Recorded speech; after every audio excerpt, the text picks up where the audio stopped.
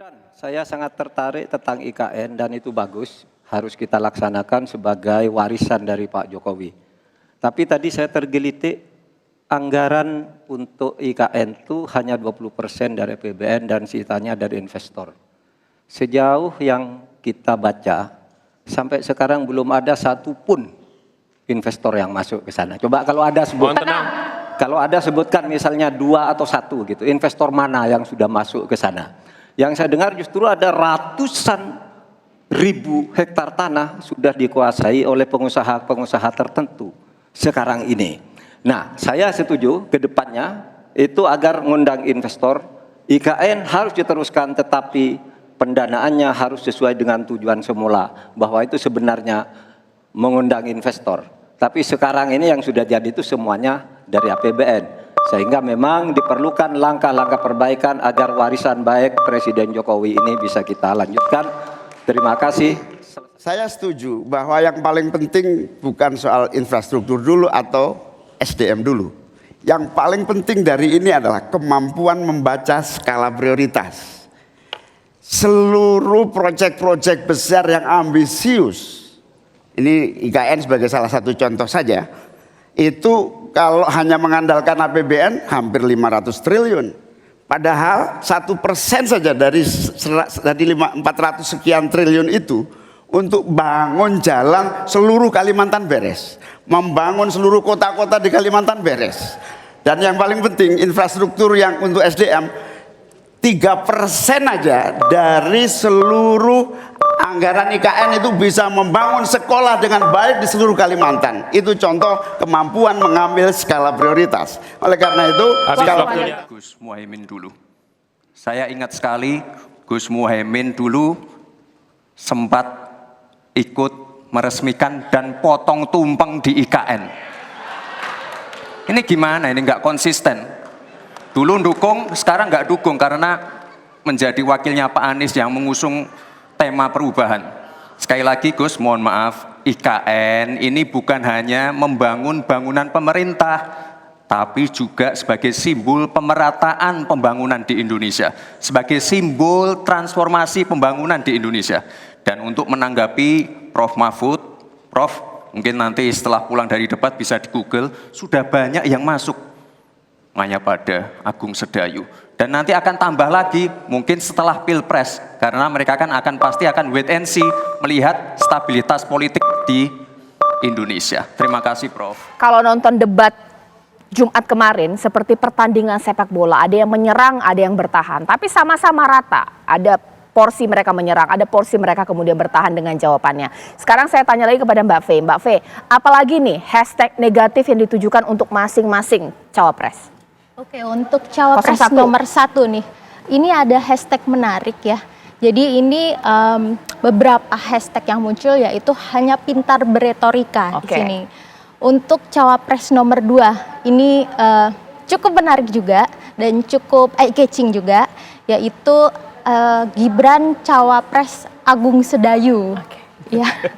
Lalu untuk cawapres nomor 03, yaitu Prof. Mahfud ini ada juga dia tagar diplomat titipan partai. Waduh, ya. Banyak tapi hashtag ini. Lumayan. Oke, sekarang saya langsung tanyakan saja ke masing-masing. Mungkin saya kembali sekarang supaya rata ini ya ke Mas Pangeran dulu. Diplomat titipan partai, ini kalau terus diproduksi atau ada hashtagnya, ini kan bahaya untuk Pak Mahfud. Saya rasa malah tidak ya, kami tidak merasa itu sebagai sebuah hal yang negatif justru. Kenapa? Karena Pak Mahfud berani untuk mengatakan sesuatu yang mungkin gak banyak orang berani bilang, bahwa kan yang dikedepankan adalah soal meritokrasi. Pak Mahfud dengan lantang mengatakan bahwa diplomat Indonesia ini, dubes-dubes ini bukan hanya untuk berdiplomasi secara politik, tapi juga secara ekonomi. Itu kan karena kita lagi ngomongin bagaimana merangsang pertumbuhan ekonomi. Nah di situ Pak Mahfud sebagai seorang pendekar hukum, sebagai seorang pendekar etik, beliau itu mendudukan perkara bahwa banyak sekali masalah itu di Indonesia, pangkalnya itu adalah masalah soal penegakan hukum yang tidak jelas. gitu, masalah soal kepastian hukum. Nah, jadi kalau misalnya Mbak Caca tadi bilang, apakah kalau ada yang ngomongin Pak Mahfud identikan dengan hashtag diplomat titipan, buat kami itu justru sesuatu yang sangat-sangat positif. Kenapa? Oh gitu, diuntungkan gitu ya? Itu adalah sebuah hard truth, itu adalah sebuah kenyataan yang mungkin membuat beberapa orang nggak nyaman, tapi Pak Mahfud mengatakan yang beliau anggap benar begitu. Oke. Sekarang saya ke Bang Daniel. Bang Daniel, bagaimana nih cawapresnya dibilang cawapres Agung apa? Cawapres Agung Sedayu. Agung Sedayu. Sampai nggak sanggup saya ngomong. Bang Daniel, jawab dong. Mbak, kan sejak awal saya sampaikan bahkan sebelum Mas Gibran hadir di forum debat, Mas Gibran itu banyak disematkan, dinisbahkan dengan berbagai julukan. Bahkan misalnya politisi pendukung 3 menyebut Mas Gibran Samsul misalnya. Ada yang menyebutkan asam sayur, macam-macam istilah-istilah itu yang dialamatkan ke Mas Gibran, kemudian dinyinyiri, diremehkan, dihina begitu. Dan ternyata hinaan, nyinyiran dan julukan-julukan yang bersifat mengejek dan merendahkan itu dijawab oleh Mas Gibran dengan pembuktian. Kenapa? Saya sudah berulang kali menyebutkan, karena inilah yang disebut dengan underdog mentality. Dan ini bisa dicontoh oleh seluruh anak muda di Indonesia. Jangan kalah dengan bulian, jangan kalah dengan nyinyiran, jangan kalah ketika kita dianggap remeh, jangan kalah ketika kita dihina-dina. Ini momentumnya bangkit dan buktikan kita mampu. Dan itu yang dilakukan Mas Gibran. Jadi dalam pendekatan ini saya sering menggunakan istilah ini yang disebut dengan creative destruction. Ketika kita diledek, ketika kita dihina, lakukan saja pembuktian. Dan Mas Gibran memberikan pembelajaran yang positif itu kepada publik Indonesia. Oke, sekarang saya ke Pak Jumhur. Pak Jumhur, bagaimana nih cawapresnya disebut pintar beretorika ini? Itu yang paling banyak hashtag untuk Caimin.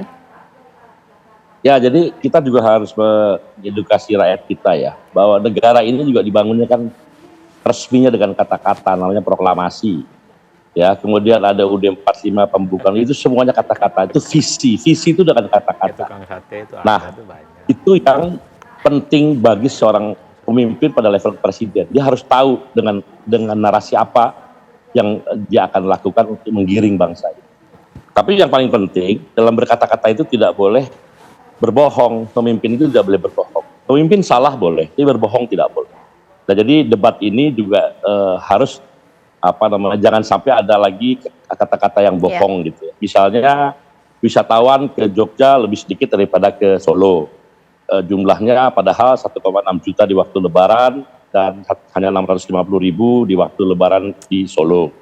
Dalam 1 tahun sekitar 4 juta ke Jogja, tapi ke Solo hanya sekitar 2,5 juta misalnya. Itu kan angka yang tidak boleh diputar-putar gitu loh. Nah, demi meyakinkan mungkin ada 100 juta penonton, itu maaf ya, kalau itu kesalahan, ketidakmengertian atau tidak bisa membaca data, saya ampuni.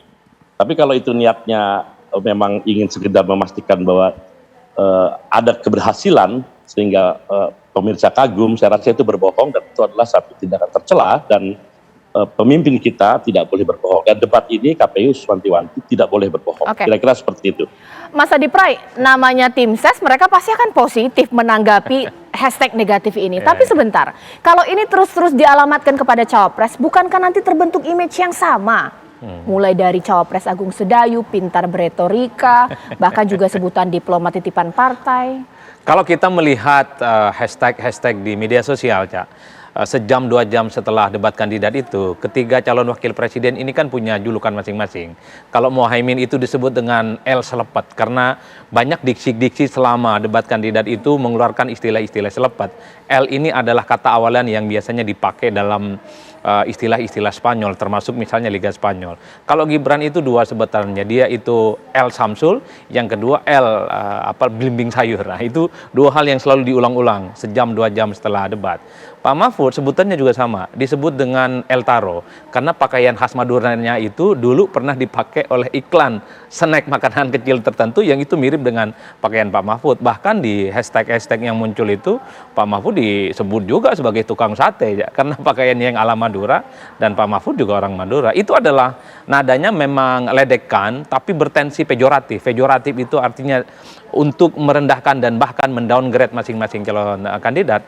Apa ini yang terjadi? Ini kerjaan paslon, ini kerjaan buzzer. Karena debat kandidat itu tugas paslon sederhana. Ngomong kelihatan meyakinkan, ngomong terlihat lancar, ngomong terlihat confident, persoalan substansinya akurat tidak atau tidak, sesuai dengan fakta atau tidak, itu urusan tim sukses pasca debat. Kalau kita cek satu persatu, semuanya kan ada sentimen negatifnya yang dinilai tidak punya fakta, termasuk misalnya ketika IKN, bisa ditunjukkan nggak misalnya investor dari luar, satu atau dua, kan tidak disebutkan, barulah kemudian tim suksesnya itu mempreteli satu persatu, mendowngrade satu persatu, termasuk juga menyajikan beberapa fakta yang terkait dengan investor datang ke IKN. Pak Mahfud juga ditanya tentang carbon storage ya, dan seterusnya. Oh, ini istilah investasi, bukan istilah lingkungan dan seterusnya dan seterusnya. Semuanya itu dikuliti satu persatu. Yang ingin saya katakan adalah debat kandidat itu tentu sangat simplistis sebenarnya untuk menilai ini siapa yang terbaik dan terburuk karena waktunya 4 menit bicara. Yang paling penting performa politiknya adalah dia meyakinkan, terlihat confident dan menguasai materi persoalan. Persoalannya, apakah materi ini objektif, akurat dan terukur, itu urusan tim sukses dan para buzzer. Udah itu aja judulnya. Yang sebut buzzer ini dari Mas Adi Pray dulu, karena saya belum keluar kata buzzer ini pemirsa. Nanti saya cek ke Drone Emprit, benarkah hashtag ini diproduksi oleh buzzer? Buzzer siapa? Masyarakat? Masa dari masyarakat? Atau jangan-jangan masing-masing cawapres punya tim buzzer menyerang lawan? Sesaat lagi.